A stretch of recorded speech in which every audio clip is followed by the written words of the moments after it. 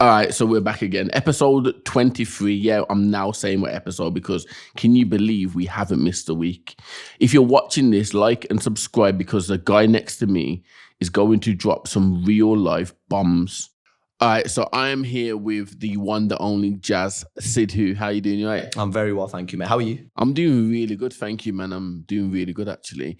So there's going to be a lot of people that are watching this that may not have seen you yet. Obviously, I see you every day, literally pumping iron in JD Gym Oldbury, doing your thing. But just let them know who you are and just what you're about and what you do, bro.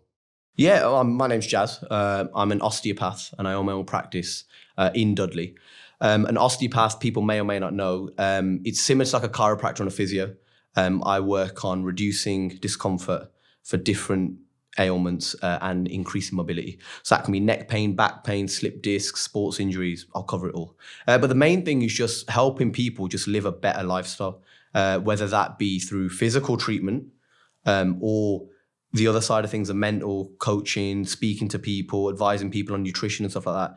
Yeah. Other than that, just a normal bloke, like football, sports, go to the gym, lift weights, not as much as you. Big up the 280 coming deadlift, you know how it is. So where can people find you on social media? So at Precision Osteo is my Instagram page. I'm also on TikTok. But to be honest with you, that's probably the best social media you can find me on because that's got links to everything. Yeah, that's the one. I love that. How long have you been doing that for? 8 years. 8 years. So I've been practicing for 8 years. Went to university, Swansea University. I got a first-class master's degree. Easy. Yeah. That no 2-1 out here. I had to drop that. Drop that. And then just come out, started working at a few different clinics in Birmingham. I had a mentor, actually, who I spent most of my time with. Pora Singh, his name is. Big up. Yeah. Wicked guy. And they say your learning sort of starts when you actually leave education, if that makes sense. Yeah. So once I actually left, that's when the real learning began. And as of 3 years ago, I opened my own clinic. Mad. Love that. Big up to the CEO. What's the name of your clinic, bro? Precision Osteopathy. Massive. Yeah. Makes sense. How did you come up with that brand? It was my brother, actually, you know. I had a few names and then you go on Google and then you check domains and people had it taken. But because I'm quite meticulous, not only just with work, but with anything I want to do, my brother was just like, why don't you have Precision? And I kind of like didn't want to go with it because I knew that it was like, he'd come up with the name. Yeah, but you didn't want to give him credit. But in the end, I was like, do you know what, it's quite a good name. And then, just took it from there. I'm really hands-on. So all the logos, banners, business cards, website, clothing, I've all done myself. Everything's been designed myself. I do my own admin, do everything. So it's been my own little baby. So I love that you've used that word. You're the only person other than me that uses that word when it comes to brand, my baby. And it has to be like that, innit? That's why I didn't call it Jas Sidhu Osteopath. Because the moment I attach my name to it or I attach anything else, it's not a brand anymore. Not a brand. And I'm not out here trying to make it like Nike or trying to make it into this big brand that does everything. It's just, if I eventually want to get into a point where I've got staff working under me, couple clinics, that could lead to other different avenues of work. I don't want it to be just attached to me. Thinking far ahead. Yeah, of course. Bro, you branded big, by the way. I appreciate that. Thank you. Yeah, I mean, let's not play this down. You big time, bro. Listen, we only wanted the best and we got the best, so I'm very grateful for that. I appreciate that. So let's take the viewers back right the way where it started. Okay, so what was childhood like for you, Jas? Do you know what, good? It's a soundbite to try to say about, not necessarily I had a difficult childhood, but just straight away look at the negatives. Because hearing I had a good childhood it's not going to get you. Doesn't trend. Yeah. No, it doesn't. But I never went wanting. I never went to nursery or anything. Growing up, Indian household, grandparents were from India. Parents were born here. My mum was born in India, but then she came over here quite young. So there was no such thing as a nursery. I grew up at home, went to school, and then just took it from there. I love that. Never went wanting, but I was always taught respect. Show respect, you'll get whatever there's no such thing as pocket money. If you want something, you might have to wait for it. You'll get it. Show respect, be polite, and it's a two-way street, and that's how it was. I'm loving this already, bro. I'm literally loving it. I'm loving the fact that we're just diving right into this from the get-go, and we're not prettying anything up. We're just talking real stuff. The thing about, the perfect childhood, because we live in a world that has to have some sort of negative, the minute we say everything's okay, no one wants to listen anymore. They want that sob story, or they want something that they can be like, okay, yeah, I can relate to that. Unfortunately, if you can't relate to this oh well, because you will relate to something else in the podcast. And this is what it's about. So are you an only child or do you have brothers and sisters? No, I've got one brother, one sister, and we're all literally 18 months apart. Are you? Yeah, so do you know what? My parents, so I got married last year. My sister got married the year before. My brother's getting married this year. So it's like a conveyor belt, man. So, yeah. So like this wedding now has been a breeze to organise. But yeah, so we're all fairly close in age. Close, but obviously bickering when you're younger, as kids do. Normal. But we've been brought up to be close now. So it's nice because we've all got partners, so we'll do things like the six of us will like I love that. go and do things on our own.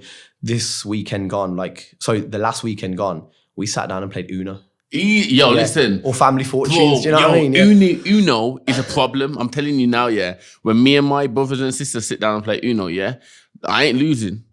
Nah. And you know what Apple have done now? I don't know if you know this, but on your phone, you can have this Uno game as well. Is it the multiplayer where you can Yo, listen, bro. Hey, I'm telling you now. My brother Abraham and Isaac, they know. You know what we used to do? No cap. This is funny, mad. This is how I know I like you. We got a lot in common. So me and my brothers, yeah, what we would do is we can change our names on there, yeah. So we pretend to be someone else. No. So I'm like, listen, I got my sister called Ruth, yeah. I would change my name to Ruth and we'll change the photo and everything, bro. It's funny. It's mad, but I'm telling you now, yeah, Sam ain't never losing, bro. And if Sam loses, it was never Sam. It was never Sam. It was someone mad.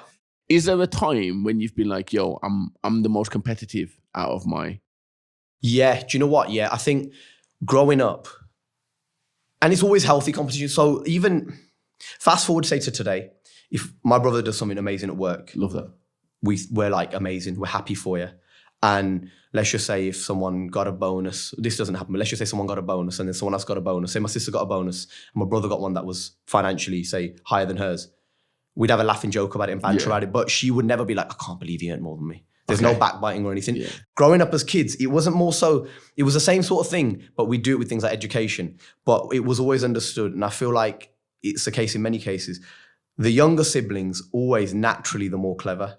Yeah. So my brother was always naturally, just like, so we'd compare. So when it was SATs, I got level 4s, you got level 4s, what are you going to get? When it was GCSEs, we got this, we got that. But I think the competition sort of came in. I always said, I was like, these guys might be naturally more clever than me, but I'm gonna outwork them. I'm gonna work harder than me. So yeah, that was the competition really. I don't think competition again, it was always positive, never anything negative. I love that. Well, I've got a little game in front of me that I want to play with you. I've played it with a few of our guests before. So some of the things that we say you've probably heard before. Mm-hmm. However, I don't care. So the game is called This or That, okay? Okay. Very simple. You will either say this choice or you will say that choice. Mm-hmm. Question number 1, coffee or tea? Coffee. Okay, I got another one. English tea or Indian tea? Come on, ain't even a choice, bro. Do you know what I have to say? English. I know you're going to be shocked. Do you know why I don't drink tea? I don't drink tea. What? I know. I had to look at the last couple. I'm done. Yo, hey. Man said no to the Indian tea. Nah, that has to trend. Listen, I'm looking for the trend now, you know. All right, cats or dogs? Dogs. Interesting. Summer or winter? Summer. Beach vacation or mountain retreat? Beach. Love that. Reading books or watching movies? I'll probably say watching movies. All right, sweet or savory? Sweet. Why sweet? I just love junk food. Do you know, that's what it comes down to. What's like your go-to junk food? Do you know what? Like donuts, cinnamon buns, pastry. I know they're savory, but I like them with a lot of icing on and stuff. Okay. And just sweets in general. I like sour sweets, Skittles. Haribo. Yeah. It's Tang Fast Sixer. Yeah. They have to have the sugar on. Yeah, laced with sugar. Amara came on here before and he spoke about Skittle desserts. Have you had that before? Nah. Neither have I. And I looked in all the shops and I still can't find it. A Skittle dessert? Nah. Have you found it? Yeah. No, I've never seen it. Never seen it in my life. But it's mad. All right, but I want to dive into how you became an osteopath. Okay. So when I was, the people who are close to me now who will be listening to this will probably shut off now because I've said this story a million times. But it goes deeper than just making a choice. Because when it came down to it, I didn't know what an osteopath was. Ultimately, what happened was, when I was younger, you have to understand, obviously, coming from a traditional Indian family where my grandparents are factory workers. My gran used to work at a plug factory. She stopped working at 50. I think she got redundancy and just didn't go to work. Granddad worked in a foundry. Dad used to work any job. So I remember him doing shift work, so 6 to 6. And that would either be obviously 6 a.m. to 6 p.m. or 6 p.m. to 6 a.m. So night shifts and stuff. And I remember one day he was going for a night shift and me crying. That's one of my earliest memories, crying by the door because I didn't want him to go. How old was you then? Less than 10? Yeah, no, I'd say early, man. I'd say like maybe like genuinely about 4 or 5. Really? Yeah. I remember crying at the door. I remember it was a wood, like proper oak wooden door, had a golden brass sort of knob right in the middle, like literally like a small little hole that you can look through there. I remember everything. I remember the flooring. I literally remember exactly what was there. And just crying. And then like, because I didn't want him to go and seeing him obviously come back home and, you know, you have your sort of like, you know, the wear and tear on his hands and stuff. So I used to say when I grew up, I want to be a businessman.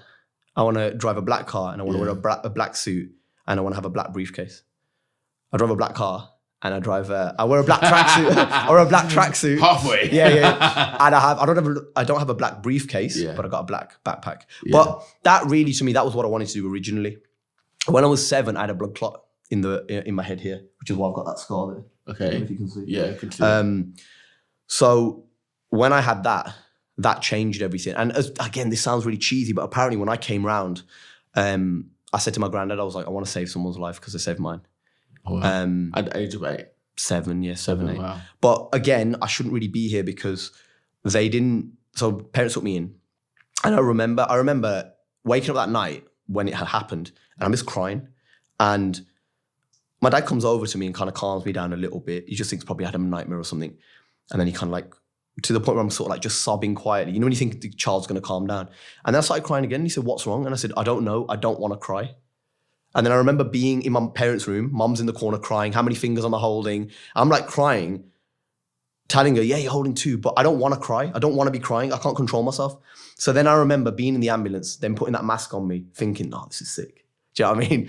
And then getting there. And then I'm lying in the bed. And my eyes are closed. No, my eyelids are closed, but my eyes are open. I don't know how to describe it. Like, I can see black. Obviously, when you close your eyes, you can see black, but I literally can see the inside of my eyelids. I can see the light on them. So obviously, it's not going to be completely opaque. And then all of a sudden, I'm like slamming my body up, grabbing the sick bucket, heaving, throwing up, nothing's coming out. And then like rather than putting it down, I'm like throwing it, slamming my head back. Like I've got no control of my body. And they thought it was a tummy bug or something, or I'd eaten something. So they didn't do a scan for 3 days. Oh my. So I had impaired oxygen and blood to the brain for 3 days. Oh my. So then when they finally did an MRI, my dad went to sort of like say to the doctor, look, let's take him. And they said, we're waiting for a porter. And my dad was like, no, I'll carry him. And he picked me up and he said it was like, he goes, you were like a dead weight. He goes, like rigor mortis, like dead. He goes, you were heavy. He goes, you shouldn't be this heavy.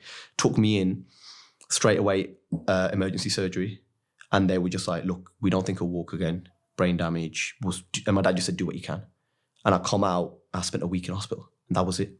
But I remember just 100% just back to normal. The first time I came round, I remember, and I'm not scared of needles now, but I remember having injections here, 2 here, 2 on my chest, about 4 in my groin, like 1 here, like 2 here, 2 here, like just covered in injections. And I couldn't walk first. And they tried to take a wheelchair out for me. And the first day I used it to go to the toilet, but I wanted to wee and my mum was coming in. And I was like, I can't run. So I said, I need to teach myself to walk again because I don't want my mum coming in. This is just a wee. What if I have to do a number 2? She's going to stand and watch me. No, genuinely, that's what you think. Real. So that kind of paved the way where I said I wanted to do medicine. And then being at home, being homeschooled for 6 months with a tutor coming in every single day to see me. And then going and doing half days at work, at school. And then eventually a year later going and doing 4 days. And then seeing the process because like I think for the next 6 or 7 years, every 2-3 months, scan, full day of just like testing, going into different rooms, seeing audiologists, seeing different neurologists, different people. So that kind of ingrained into me that how lucky I was and that I wanted to go into something like that. So I wanted to do medicine and I just didn't get in. I'm not going to make an excuse. I didn't get the grades. I will make a little excuse. 'Cause I'm a proud man. My year was the final year. Uni fees were 3.5 grand and they were going up to 9 grand next year. So they're 9 grand now. So like mine were 3.5. So the grade boundaries jumped up, record number of applicants, just didn't get the grades. So I'm sitting there now. And again, Indian culture, I can't take a gap year. What's a gap year? You're wasting a year of your life.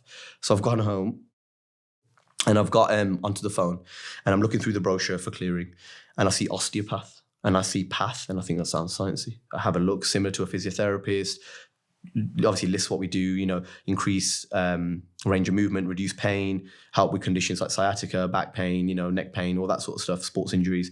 And then it said you can own your own clinic one day and be self-employed. So in my head, I'm thinking, well, I wanted to be a businessman and I wanted to do healthcare. Yeah. So I rang up for an interview over the phone. And I remember the guy asking me questions and me coughing and flicking through my science book, answering his questions. And then he goes, you got a place? And I remember just walking downstairs and telling my mom, I'm going to uni now. I'm going here. And that was, all right, sound, no worries. That was it. So that was me going to be an osteopath. It's a very unique way of walking into that path, isn't it? Yeah, because my pal said to me, he said, look, he goes, this is the decision that's going to shape the rest of your life. Don't be so nonchalant about it. And I've never been like that. Like even now, I'm very meticulous in anything I do. I'm an overthinker, which I don't think is a negative, but I'm an overthinker. I have to make sure every single detail is ticked, every box is crossed. But with that, I was just like, yeah, it's fine. It's going to be fine. It's going to be all right. And then, yeah, just went into it. I remember I went to Ibiza that year. I was 18 years old. Went to Ibiza and I missed the open day at that uni. And I remember going to uni, first day, I walk in and there's no lecture hall or anything. It's a room with 8 sort of like treatment tables. So 8 like beds, like you see like a beauty parlor or a physiotherapist. And there's 20 of us in the room. And we're just sitting on these beds. There's no tables. And I'm thinking, all right, so just take a seat. And the guy goes, right, obviously, you know, this is what we're going to do today, blah, blah, blah.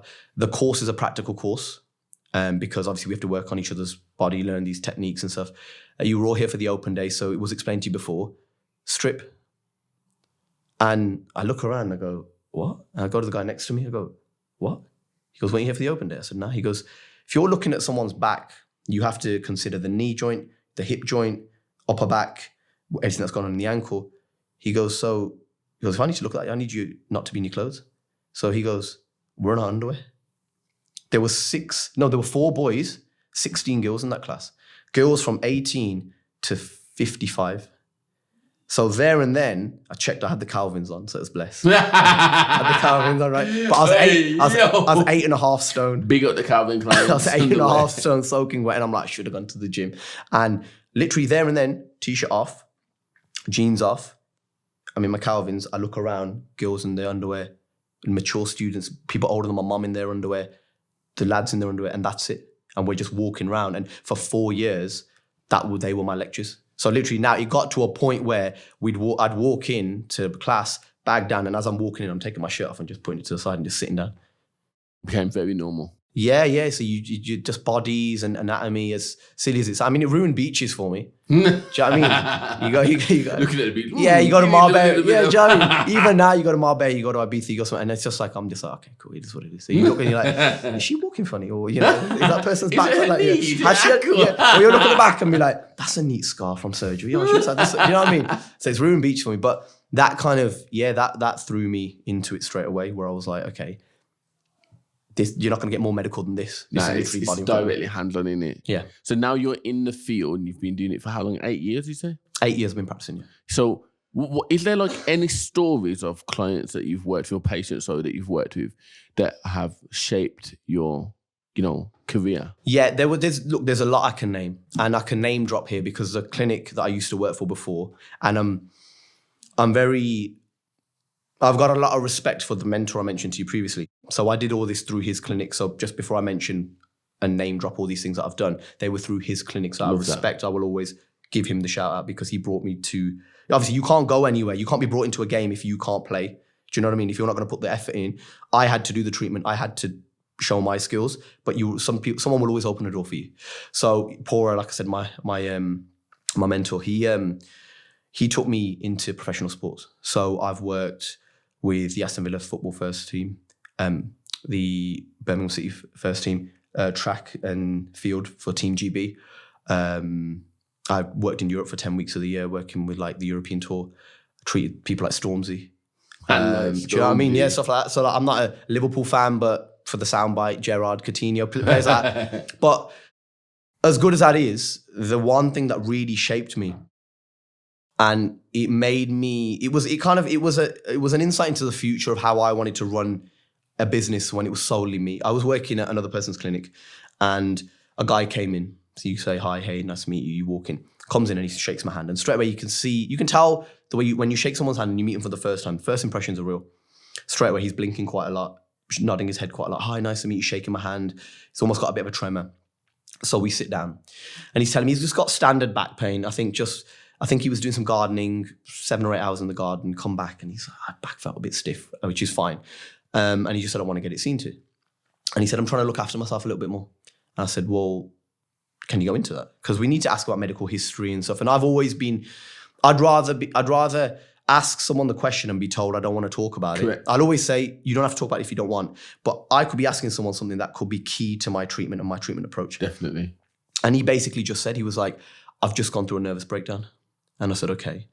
And because the significance of that is it's going to change how his nervous system reacts to pain, how his response is to treatment, so many other different variables like that. His recovery rate. It's like, say, for example, now as a PT, if let's just say you wouldn't set your clients a 5x5 on a deadlift 5 days in a row. 100%. The nervous system is shocked. So he came in and he just said, he was like, I've had a nervous breakdown. He said, my second child was born with learning difficulties and disabilities. And he's like, child's, I think about maybe 1 now. And he's like, social workers still come around to help. And not too long ago, I got a call saying that the social worker found out that my wife was abusing my little one who had the learning difficulties. And the child had sort of a speech impediment.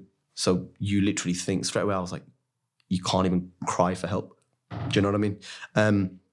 And then he goes, so she's then done a runner.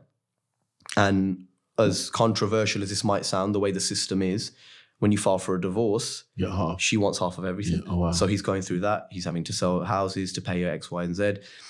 On top of that, he tried to take his own life. Oh, wow. And his 7-year-old found him. I think their uncle was nearby. I don't know where he was, but she managed to get the uncle. Yeah. He came and managed to get him the right care, right help, went to hospital, got an ambulance and so forth. And obviously he survived, which is fantastic. But now he's living with the fact that the trauma that he's caused to his 7-year-old. Wow. And just all of this. And he was telling me about how much pain and just telling me about things like financial stresses and how he's having to sell this and sell that. And then when he went to pay for treatment, he took out a little plastic bag with pound coins in. Oh, wow. And obviously the treatment, I think it must have been about £55. So he's got a few notes and he's literally paying with pound coins. Yeah, I think he had a couple of notes, but the premise was obviously he's not a wallet or not what you're expecting to see. It's a plastic bag. And again, it does not matter about anyone's financial situation, but when I'd gone through that, they say you should separate yourself. They say you should like, you can't take work home sometimes. Yeah. I took that home with me. And to the point where, and again, this isn't to say how great I am or to name drop, or I haven't told this story to be like, oh, well, look what you did at the end. But I actually acted as if this was just a free consultation first session. And as an osteopath, when you graduate and you work at someone's clinic, you give that person a percentage. And it's normally say like 40, 50%. So it was in essence, what I was doing was that £50 or £55, however much it was, I just wrote on the notes, he'd paid cash, £55 at my own wallet, put it in there, knowing that I'd get, say, £27 back, and the £27 went to him. In essence, I paid for his session. It wasn't about that. It was more of a case of, I was like, do you know what? Like in the grand scheme of things, monetary value is the least thing that you took up. But it shaped me because I said, when I have my own clinic, like I had to, no disrespect, I had to think twice before saying to him, look, I'm not going to charge you, or I want to spend extra time with you, or, I'm going to give you a double session today. Don't worry about it. It's complimentary. It's on me. Or just wanting to help someone. It's not charity, but wanting to do your bit. But you can't do that when you're working for someone else. Yeah. Because, and, that person would have 100% understood. But if on that one chance that person turns around and says, well, hang on, you're not getting paid for that. What can I say? Do you know what I mean? So it just made me think, I think, and that shaped me. And that also, more than that, what it did was when I went home that day, it stayed with me. Yeah. It stayed with me for days. And that was early on. That was probably 2 years into practicing. And obviously, like I said, 8 years practicing now. That stayed with me. And it made me realize that I I can't separate it. I have to take work home. And it's not always a negative. Sometimes it gets on top of you, but I'll be booking patients in sometimes till 11. A lot, like I said to you before, I always do my own stuff. I'm always running my own socials, booking patients in. I get people messaging me, can you book me in? And I can send them the website link, but I'm like, no, all right, I'll do it. And I'm happy doing that. There is obviously a time where you're like, look, I'm on holiday or whatever, but you have, being self-employed, you learn to manage things. But it kind of made me glad I didn't become a doctor, because if I had to tell someone your 6-year-old child's got cancer and it's stage 4. And you're taking it home. I wouldn't be able to leave that at work. I'm taking that home. I can't, and I know some people who can do it. I know some people who just say work is work. And I can't, and I commend them for it. I can't do it. I wouldn't be able to do it. Passionate, like you're so passionate about the field that you're in that it had to be the only path. Yeah, I'm not superstitious. I'm not very much like it's written, stuff like that. I don't delve too deep into it. I'll always listen to someone's opinion. I'll never vindicate it. I'll never try to push my opinion on someone. It's just I don't really believe in like manifestation. I think that's with social media, it's the biggest thing in the world these days. If I manifest this, I want to put this into the universe. It will come to me. And I'm like, no, it won't come to you if you don't work hard. Yeah. So if I say I want to buy this car and I say, right, okay, that car's 10 grand, so I need to save this much over a year, and I end up doing it, it's not because I manifested it. No, I made a plan of what I needed to do. And then you executed. But a lot of times, manifestation. 100%. I need to put this into the universe and this sort of stuff. So I feel like the nooks and crannies of it are correct. Yes, if you say something enough times, you've said to yourself, I'm going to do it. There's a power in repetition. Sound, that's fine. But just by saying it doesn't mean that, right, the wheels are in motion. You have to do that. But yeah, I think it's just one of those where I'm glad I didn't go through. I'm glad I didn't get into medicine. And I think if there ever was something that was like, this is written for you, it will be this. Because what are the chances? Do you not like think that what you're doing is like lifestyle medicine? 100%, yeah, 100%. So in theory, you are in medicine, then, aren't you? You're just yeah. I mean, like, it's a medical field. The degree is a medical degree. So I am medical. It's funny because on the occasion, say I have elderly patients, sometimes they'll come in and maybe they get a phone call. Oh, I'm just getting a massage. Sometimes I'm not offended, but I'm like, whoa. It's way more than here. But then sometimes if my mum, for example, is trying to explain to my granddad in India, she'll be like, obviously they don't know what an osteopath is. So he'll be like, osteo means bone. So she'll be like, oh, he's a doctor of bones. Because she's thrown in doctor, I won't say anything. It's fine. Go on, man. Doctor. But yeah, I am. In essence, I'm a medical professional. And yeah, so like with me, it is lifestyle. Yeah. I think like, bro, like speaking straight off the cuff, people like you and people like what I do are so important. Like I literally the other day, I walked through Russell Hall Hospital and I went through to A&E because one of my friends were in there. And I was so shocked to see how many people were unwell. But most of this that I saw could have been prevented if they had made better lifestyle choices. And the fact of the matter is, when people are thinking of like, you know, being in the best shape of their life, it's not about getting a PB. Yeah, of course. It's about moving more. It's about being fitter, stronger, so that when you have children, you're able to run over the park with them. You know, when you're going shopping, you're able to actually shop and get things that you want rather than worrying about this pain and that pain. Like in the field that you're in is so important. Like, why do you think people need you? I think, do you know what? Shall I be honest with you? I think, so that word you use there, need, straight away. Yeah. In an ideal world, if I'm not looking at me, my bank account, my job or anything, in an ideal world, people shouldn't need people like me. People shouldn't need people like you. Correct.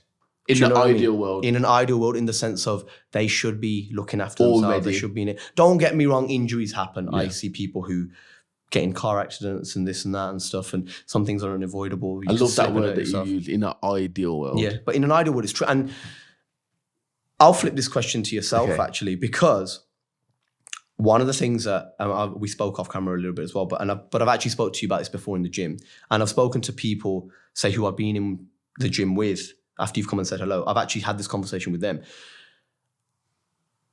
Personal trainers and PTs now, unfortunately, to a degree, that term is very saturated. Say it, bro. Just say it. What I feel like is, if I consider you, I don't consider you a PT because of the standard of PT now. And that's not a disrespect to your profession. But what I'm saying now is, like, I've seen people all right, I'll give you an example, right? So someone told me they were on a plan to gain weight, 3,200 calories a day. Fantastic. I've been bulking up. And then straight away, he was like, oh, we're going on a cut now. And I said, oh, what are you doing? All right, so cardio, half an hour a day, step out. I was thinking, all right, cool. And he goes, we're going to go aggressive because that's the approach. So he dropped my calories to 1,200. Oh, wow. And I went, and it's more of a case of there has to be a significant gap in knowledge for someone to drop you from that to that. I think for me, like being as transparent as I can be, in this PT world that we live in now, anyone can get qualified. Yeah, you know what? Look, okay, I didn't want to say that. Anybody can. I didn't want to say that. It's like a coach now. How many people can say to themselves, I'm a coach, I'm an online coach? You don't need a qualification for an online coach. No. And like, so what you're touching on is why is there not a awarding body, or maybe not awarding body? Why is it not being kept to a standard or governed to a standard? Now, I have to put this into people's hands because ultimately there's people who have never stepped foot in the gym, but they're selling Herbalife online. Yeah. There's people who have never stepped foot in the gym, but they're selling these injections of losing belly fat. This whole image thing right now that's happening in 2024 from 2020 is absolutely crazy. Yeah, I think, like I said, if we had the PTs here, and again, I'm not just saying this because I'm with you, I would if I use the word, say, coach, for me personally, I hold that at a higher regard. Way higher. And I would class you as that because, like I said, like I've seen the stuff you do with people, but the things that you speak about, you say, look, there's no such thing as a summer body. Don't be silly. Impossible.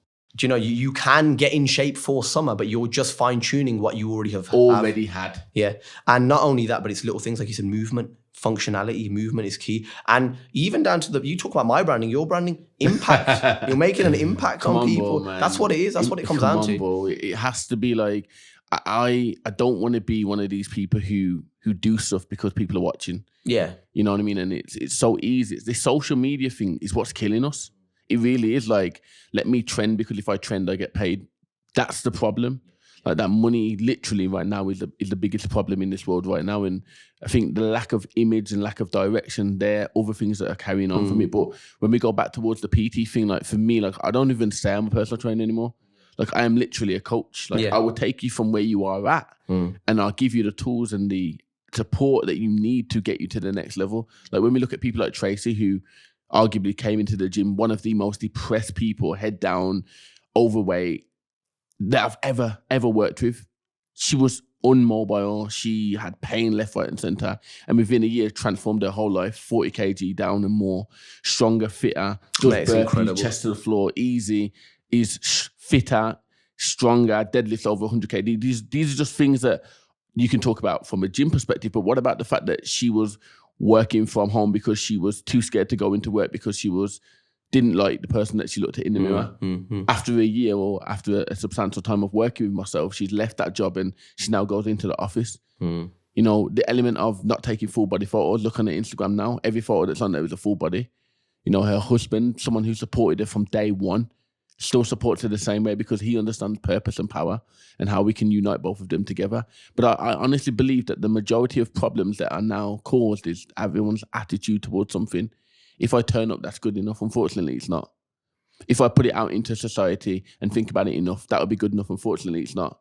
People are lacking the one key component to actually progressing, which is working for it.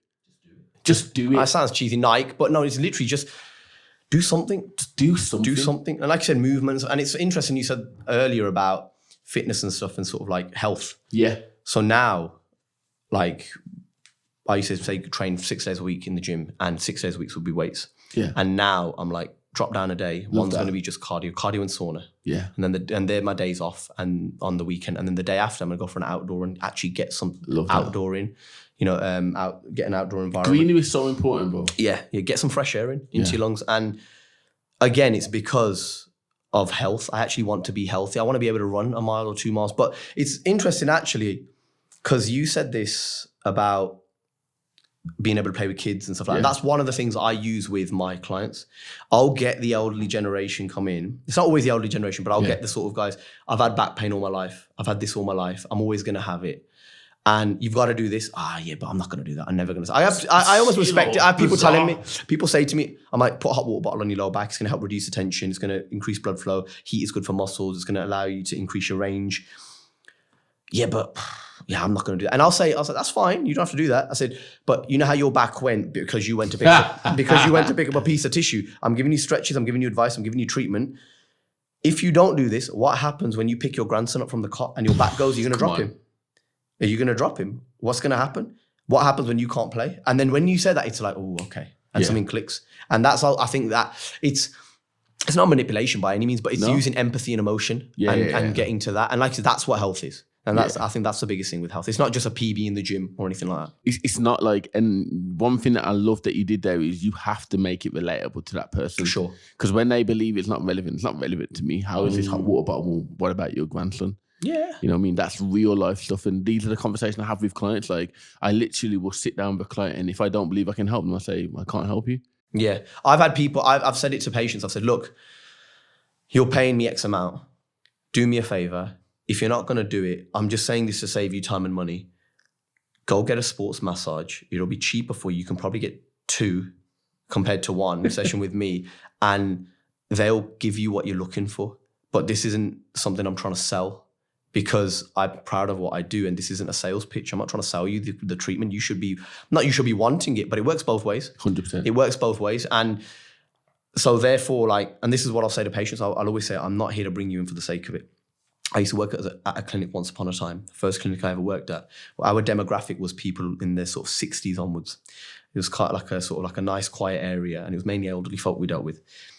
And I remember the lady saying to me, the first time someone walks in, that's 6 sessions there. Wow. And in my head, I was like, well, what if they don't need 6 sessions? And I said nothing. And I remember I've always been good at school and just stuff in general when it comes to like sort of education and everything. In the sense of good, in the literal sense, never had a detention, never done anything like that. I've been pretty good, right? But when it came to that, I remember she pulled me up one day. And, you know, you're a lovely lad, you're really polite, you're this, you're that, but I'm just wondering why your numbers are low compared to everyone else. And I was like, it's because I'm fixing people. I said it like that. It makes me stand up. I said, I'm fixing people. I said, and the people that I'm seeing after a couple of weeks, I'm setting them stuff and I'm saying, go away and do this. Yeah. There's no point seeing me. Go away and do this. Create a change in your body. Assimilate information for me. So if you come back to me and you say, this exercise was great, but this one I couldn't do, I can turn around and say, okay, well, because they're able to do this ticks off this, and this. Because they're unable to do that, it means they've got this, and this. Now I can focus my treatment on that. And I was like, I'm not bringing them in for the sake of it. And I'll never forget, she said to me, sometimes it's nice, the aftercare kind of things. Patients, especially elderly patients, sometimes it gives them a purpose to their day. It gives them something to do that day to leave the house. And I know a lot of times, and I actually said, it was a bit naive of me. I was a little bit of I was young, right? And I feel like 20, 21, 22, then, it was only 10 years ago. Yeah. You know, is different to a 20, 21, 22-year-old now. Growth. So I was like, yeah, but what if they're elderly and they don't have as much money? That's what I said, right? And she goes, yeah, but a lot of times, she goes, they will have a bit of money. And I was like, whoa. And I remember there was a guy sitting next to me, and he goes, he then laughed, he goes, do we ever actually discharge our patients? And then started like smiling. And I was like, so then she said to me, she goes, we'll give it a month to 6 weeks. And she goes, and if your numbers don't increase, she goes, we're going to have a little chat. And there and then I kind of went on the defensive a little bit. I'm a proud guy as well, but I've never sort of been ever under any authority in that sense. So I then sort of just said to her, I was like, what's the minimum notice I have to give you? She said 2 weeks. I said, can I give you that right now? And she said, you can, no, she goes, have 4 to 6 weeks. I said, no, I said, I appreciate that. I'd rather give you that. And these are the times where I'm only getting paid per patient. Yeah. This was my bread and butter. The other clinic I was working at with my mentor, I was doing that a couple of days. That was my long-term bread and butter. That was what I focused on. That's the avenue I wanted to go into. But this one was making me my daily money. This was making me my bread in the day. And I knew once I lost that, I wouldn't have a lot to live on. I'll be honest with you. I wasn't earning a lot in the other one. The other one was a long-term investment into myself. You know, I was working, shadowing, not, treating. I used to treat, say, 18 hours a week, not get paid a penny. I used to shadow and treat. And I did that for 3 months, no problem. And I remember ringing my mentor, and he laughed and he said, I told you this is what happens when you get good. And I started laughing. And he goes, you got access to the diary. He goes, put yourself in 5 days. Love that. And I just went there. I love that. Yeah. This is the thing, like, you aligned yourself and you worked with yourself and people around you to position yourself for greatness. And that's what you walk in. And this is why it just made sense to get someone just like you on here, because I appreciate that. And you're more than welcome, but like we have to jump back on here again because you speak real facts, and I like being around like-minded, real people who won't butter something up, but will speak the undiluted truth, and that's what we need. Yeah, you know, if we can gain even 20% of this knowledge that you spoke on this podcast, then I know that people that are watching this can take away something great. As we close this section of this podcast, bro, you're 30 years of age now, yeah? Yeah. If we brought you back to the 16-year-old version of yourself, what advice would you give that person? What one piece of advice would you give that person? Work hard. Love that. That's it. Work hard. There's no secret. I've got discipline tattooed on my arm. There's no secret. There's no secret. And it's, again, this does sound like a good soundbite. Work hard. Do what you got. It's not that. It's just don't. You can always do more. You can always do more. Work hard. Actually, let me modify that. Work hard, but work smart. Because in my penultimate year of uni, I remember I was getting home and I would get a textbook and I would literally copy out the textbook word for word. And I would spend, honestly, about 3 hours a night revising.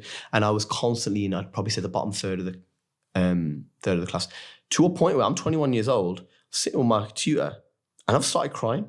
And I'm like, and it was the first time in my life I was a bit of a brat. Without knowing it, I pull myself back in. I remember, I was like, why am I not getting the results? Why am I not getting them? I work so hard. And then I went, that guy doesn't work as hard as me. And as soon as I said it, I wanted to retract it. Because number one, he was a nice guy. Yeah. Number two, I knew he worked hard, but I tried to align work with, as in quantity over quality. Yeah. So then after that year went, I sort of reviewed what I was going to do the next year. And what I just said to myself, we were in clinics that next year. So we'd gone from lectures for 3 years to clinics in the final year. And I was writing my dissertation. So over the summer, I wrote most of it, so that when I started my year, I was just ahead of myself. So I started early. And then I said to myself, all right, cool. So let's just say our lecture was, say in the exam, sometimes you might get told, examine the neck. So I'm going to show you this movement. Examine how would you examine for this? How would you examine for that? How would you do this? How would you do that? Show me this technique. So what I said, I was like, right, okay, there's 8 or 9 different tutors. They are all our examiners at some point. Our exams were camera here, guy next to me watching what I do, guy standing there telling me what to do. So I was like, all right, cool. So I would go into the clinics and we'd have, say, 10 patients in the day. And say there was about 10 of us. So a lot of people would walk in, make a cup of tea, whatever. And I'd walk in and say, I'll see the first patient of the day. Everyone's like, sound, they're still waking up, having breakfast. So I'd see the patient 9 to 9:30. Yeah. 9:30 onwards, I'm free for the day to do my dissertation. I've got a head start on my dissertation. Yeah. So I'd go in with the tutor and I'd say, do me a favor. Show me how to treat the neck. Show me what you would do. So they'd show me. I'd say, okay, now watch me. Tell me where I'm going wrong. If I wanted to get a first, tell me what I'm doing wrong and tell me what I need to do. And I did that with every single part of the body. Yeah. And I did that with every single tutor. And all I would do, I would go home, and it's the first time in my life, I would go home and I'd write a list for what I want to do the next day, review what I did that day, and I'd look and I'd be like, I don't need to revise today. And I remember final year, God's honest truth, I did not revise once outside of and this is me. I'm massive on revising. I will revise, like for school. I've always worked at night, so I'll start at say like 10 p.m. I'd work in the day as well, but my main time would be when everyone goes to sleep. I'd usually revise 10 till 3, go to bed, wake up the next day, and do it again. I would chronically over revise. But I'm extremely honoured to have conversated with you for this long. 40 minutes, man. It's flown crazy. by, man. It's flown by, isn't it? Yeah. And there's so much more we can cover. I think someone like you who's in the working profession and you are giving so much more purpose to life, we definitely need to bring you back on here again. Definitely, man. But I just want to say, Bo, thank you very much. And come on, man. Thanks for helping us. Thank you for inviting me. I really enjoyed it. Definitely going to be back. More than welcome, Bo.